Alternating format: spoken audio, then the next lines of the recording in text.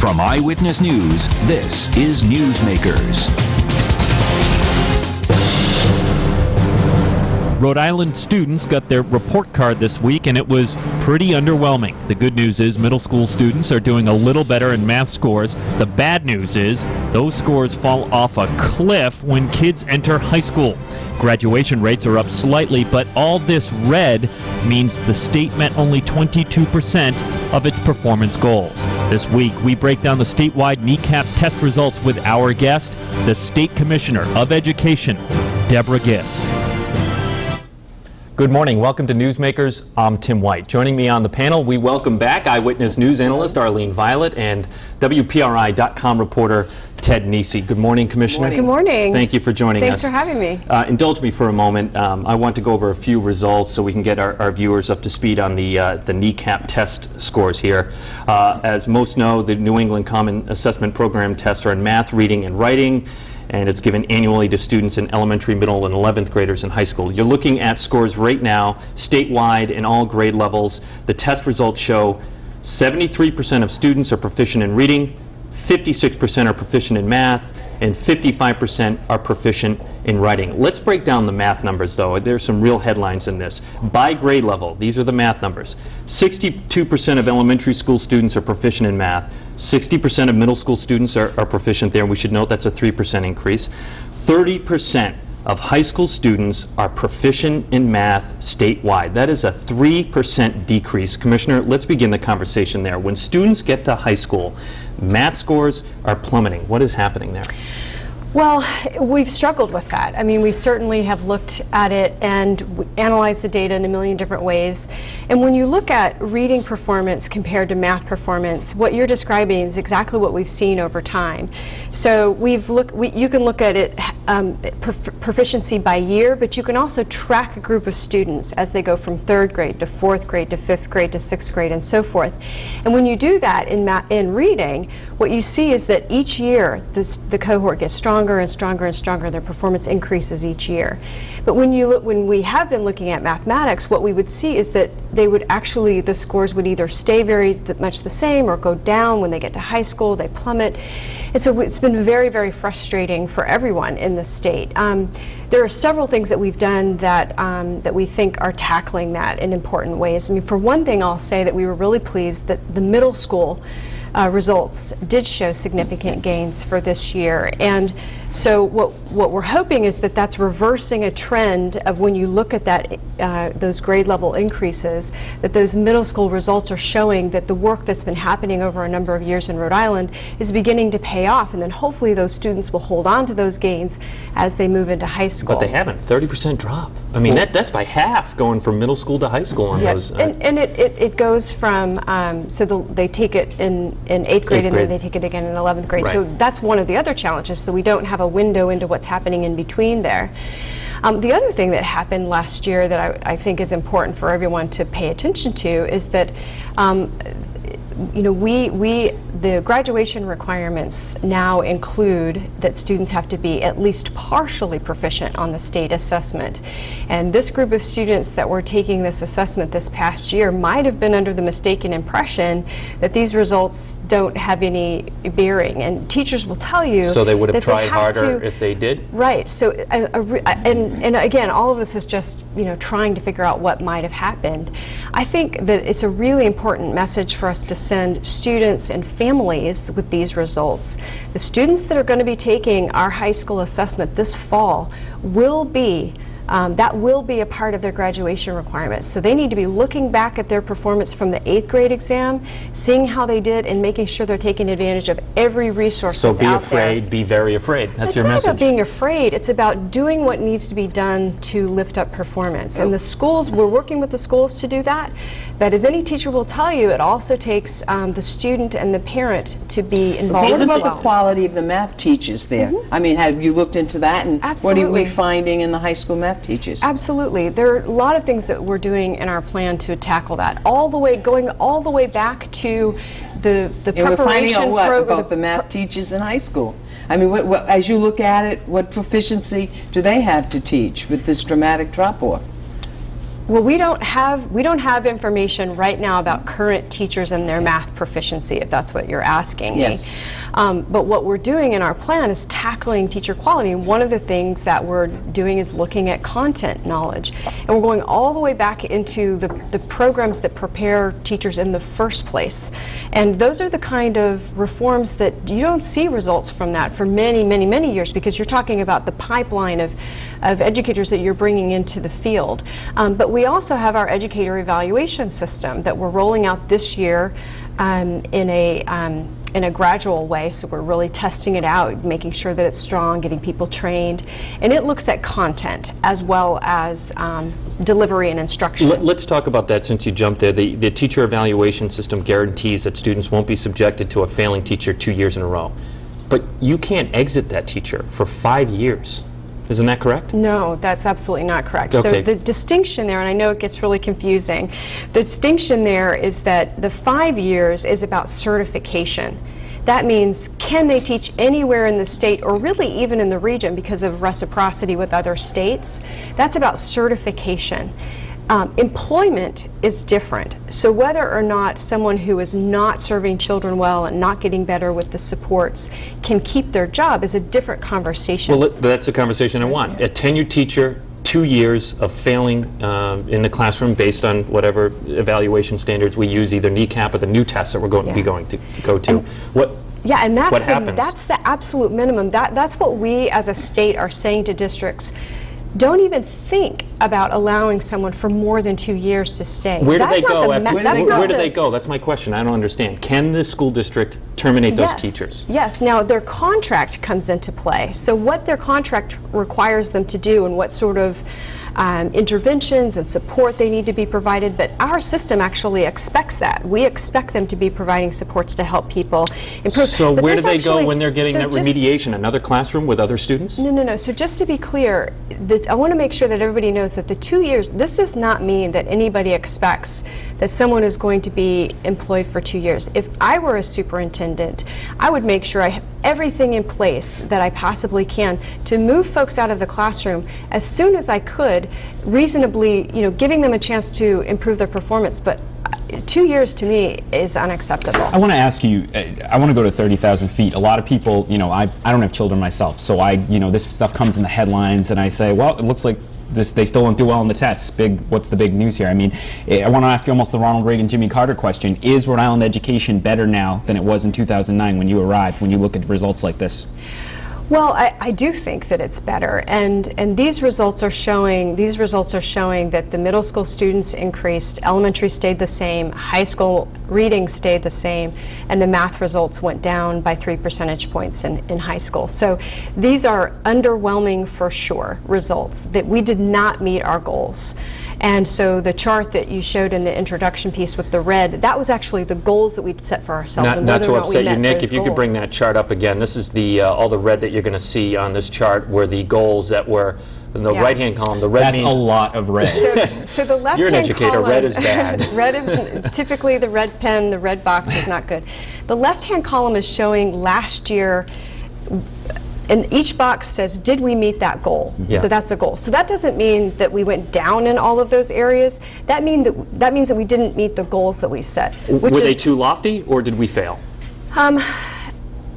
I think that they were very lofty, and I think that we might have, in setting them, not fully appreciated that when you think about all the things that we're doing right now, like educator evaluation is a big part of our work right now, but we're only in gradual implementation. We're not even fully using it, and I've been here for 2.5 years. So I think that there was a piece of that, but I also think that we have to increase the sense of urgency in our state at every level.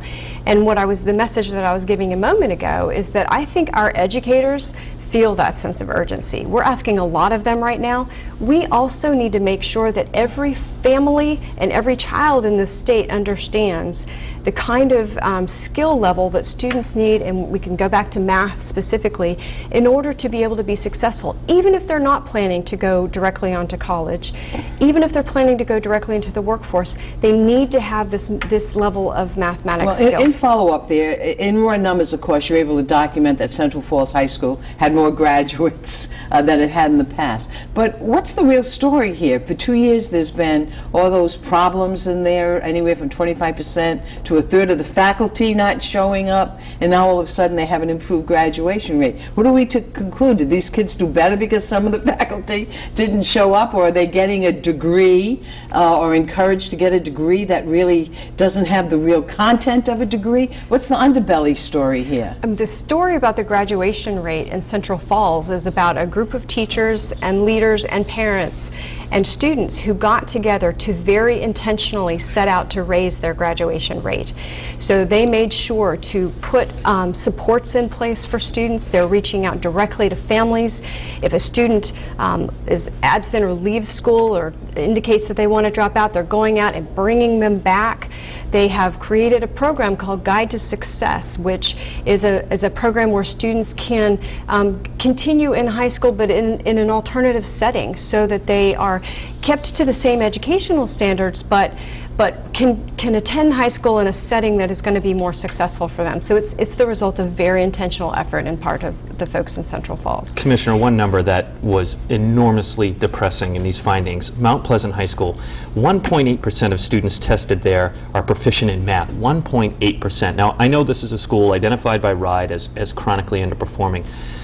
My question is, given the high cost of school reform, budget realities are real. We saw it at Hope High School, where your predecessor had to pull back on reform there because it was just too darn expensive, and it's not unique to Providence. There are school districts that are all in crisis. How do you sustain education reform, which is enormously expensive? Well, what's Mount Pleasant being in a expensive- city that could file for bankruptcy as Right. well. I mean, Right. that's what we're Although, facing. that's very true. But the amount of money that Providence and other districts in our state spend on education is adequate. Now, it takes an investment to be able to get out from under, years of underperformance. It takes an investment to get that going. But we invest enough in education, for the most part, in most districts, to be able to get results that are dramatically better than the results that we're getting.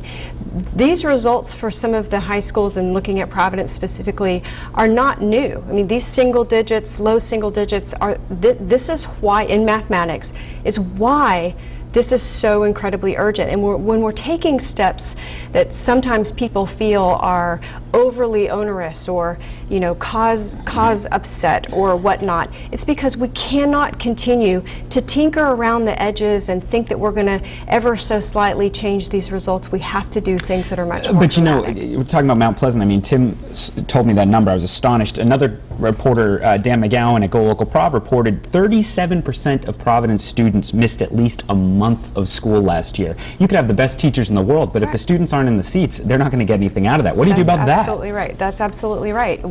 Students have to be at school, and that's a combination of both. The students' commitment, the parents' commitment, and that partnership with the school, but it's also about what's happening in that school. If you have a school with a really strong culture, with exciting things happening, that it's engaging students in their learning, students are going to be more likely to be there. If they're miserable when they're there all day, they're not going to want to be there.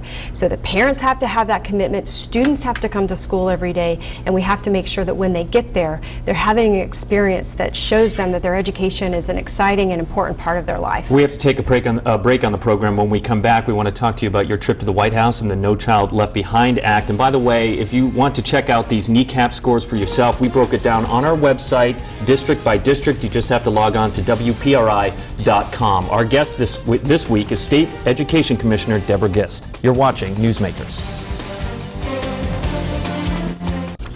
Welcome back to Newsmakers. I'm Tim White. To my right, Arlene Violet and Ted Nisi. Our guest this week, State Education Commissioner Deborah Gist. Arlene. Tim brought up the 1.8% proficiency at Mount Pleasant relative to math. Moments ago, you also talked about the fact that there has to be a modicum proficiency to graduate. It seems to me that those two issues are on a collision course. Yeah. Having said that, I wonder what your plans are in light of this chronic underperformance of math, in light of the new standard. What do you propose should be done on the math scores for Mount Pleasant right now? Well, so Mount Pleasant is one of the schools that has been identified that Providence is intervening in significant ways. It's one of what we call the persistently lowest achieving schools. So there are really dramatic changes that are going to happen at that school. it's important to remember that the graduation requirements are not for proficiency; they're for partial proficiency, Yes. which is a different category. Right. Still a number that's unacceptably low. What we know is that we've been putting into place a number of different supports that parents and students can take advantage of, as well as teachers. So we are coming out with a series of modules that will be available electronically that students can engage in to help to pull up their math performance that's directly aligned to the assessment, so if they need extra practice. And the schools can use that, but it's something that students can use on their own as well.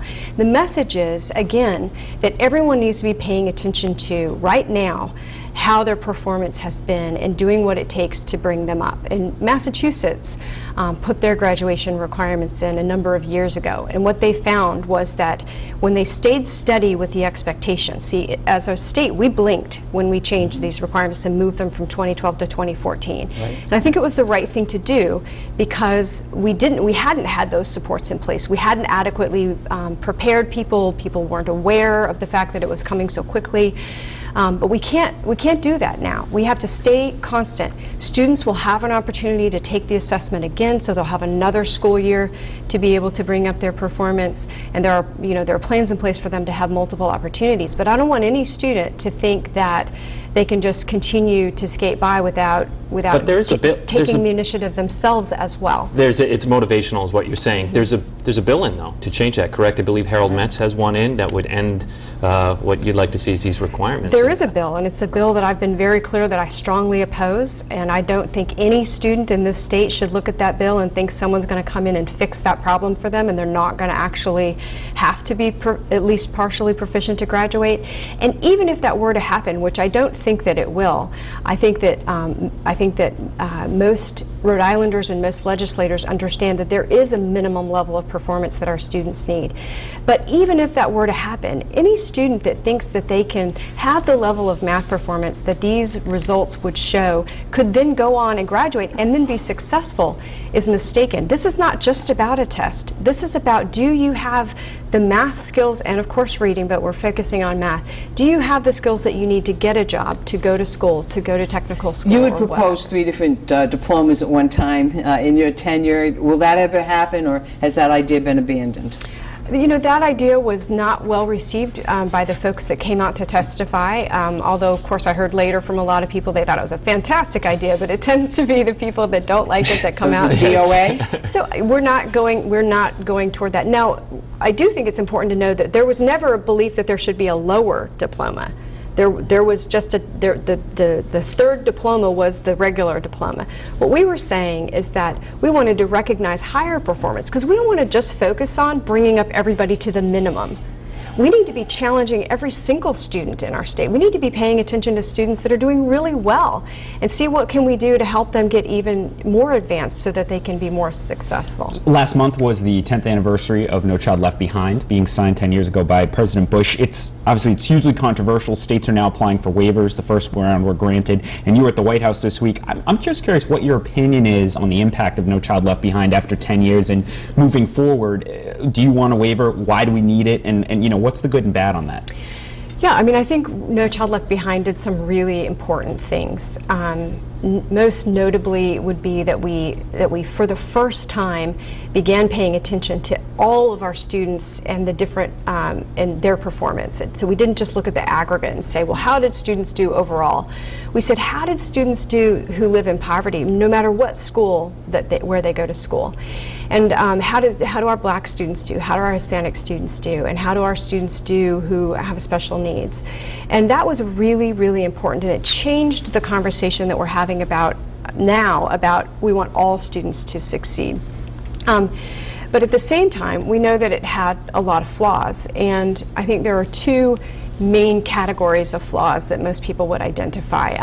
One is that when we identified the schools, that when we said, you know, how is a school doing, it was based on an analysis that was not very deep, not very specific, and you know, at the time we didn't have as much data about our schools as we have now. So I think there are a lot of reasons that it was that way. But what we're going to be able to do in our waiver, and the answer to your question is yes, we're applying. We're Do you have any applying- sense of the timeline? It's due February 21st. The answer or our waiver application is Our due? application is due on the 21st. We have had our application up on our website in draft form for a few weeks now. We've had public forums and given people, educators and parents and others, a chance to weigh in on it.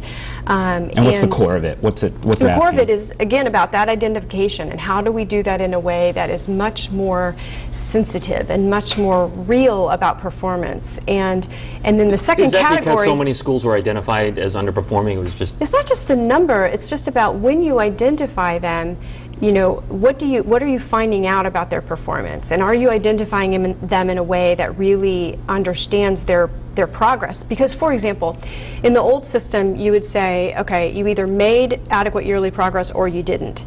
And that didn't take into account that you might have two schools that didn't make it, but one got to here and one only got to here. And so you have to make sure that you're paying attention to a school that maybe they didn't quite make it, but look at the progress that they've made. That's a much different situation from the other schools it wasn't that didn't nuanced. make progress. Exactly. Well, it might not be nuanced, but the Republicans accuse the White House in granting these waivers of really now chipping away at the loftier goals, that we're watering down education by eliminating the goals. Does that at least have some validity at all? I don't think so. I mean, when you look at the waiver applications that were submitted, I think they all maintain, and the department required that they maintain very high goals. I just want to real quickly, the other category was then what do you do when you identify the schools that are struggling? How do you intervene in those schools and do what you need to do to turn them around? And in the old process, there were 4 categories. They were very prescribed and not at all flexible.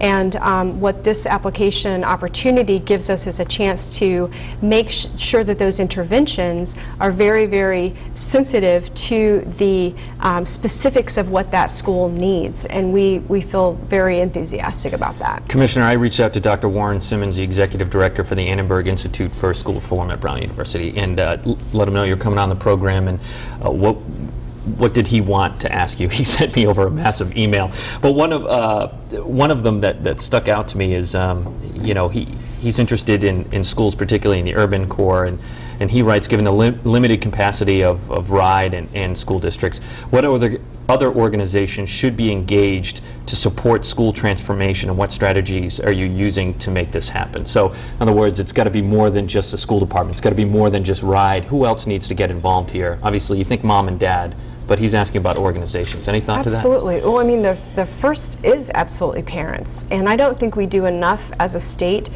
to expect from parents their engagement and to support them. And how can they help their child? How do they know what their child needs? And how can they get a sense of how their child is doing and what they can do to help them? So we definitely need to strengthen that partnership. And there are a number of different parent organizations that can help us to do that. I also think that we don't do enough to engage the faith-based community. Many families in our state, that is a core of their life, and it's something that I've done in past communities where I've lived, really work with the faith-based community to make sure that they're encouraging and demonstrating an appreciation for the value of education. But we also have a wealth of folks available to us as a state in higher education, volunteer organizations, our after-school programs that are quite strong here in Rhode Island. It's one of the areas of strength I think that we have. And so we definitely want to make sure that the whole community, I mean, one of the things that I've said from the beginning is that in order to meet the goals that we've set, it's going to take every single Rhode Islander, all of us, engaging in the work. Briefly, just about a minute here, there was one school that stood out to me. The Learning Community Charter School improved its math scores by 15 points within 30 seconds here. Are you knocking on their door and asking, you know, what did you do and how can we emulate that? Absolutely, and there were actually 2 schools that were highlighting from the results, the Blackstone Valley Prep and the Learning Community School, and both of those schools saw dramatic gains in their mathematics. And so we are reaching out to them and looking at what they did. It's parent involvement, it's very intentional efforts around what's happening in the classroom, it's extra time for students who need it. The Blackstone Valley Prep has Saturday school, they have longer school days. We know the things that work, we just have to continue staying on course, implementing our plan, and making sure that we are seeing the kind of gains that we need to see. And again, especially in mathematics. Commissioner, next week is Valentine's Day. In 2009, you set the Guinness World Record for the most consecutive kisses in a minute. Yes, are I you did. still the record holder? I'm not. Oh, No. why are you on the show Yeah. then? I This is know. so And, embarrassing. so, year, I lost my have record. you considered trying to regain your record? Absolutely. And as an educator, what advice would you give to others who want to try to achieve that? I am definitely going to get that record back. Yeah, you one have, of you these have faith days. in that? Yes. Yeah, And well, you I'm can do it asking you all right to help here me with that, on too. Newsmakers if you want to. Setting lofty goals. Lofty and going goals, for it. absolutely. And we should say you're on a very special episode of Newsmakers because it's the birthday of my Okay, my all patron right. and mentor, Tim Happy White. birthday. He's only 65 years old this year. All right, well, thank you for watching, and Ted won't be on the program next week. Again, if you want to catch the kneecap scores, we broke them down on our website, WPRI.com. For Arlene Violet, Ted Nisi, I'm Tim White. We'll see you next week on Newsmakers.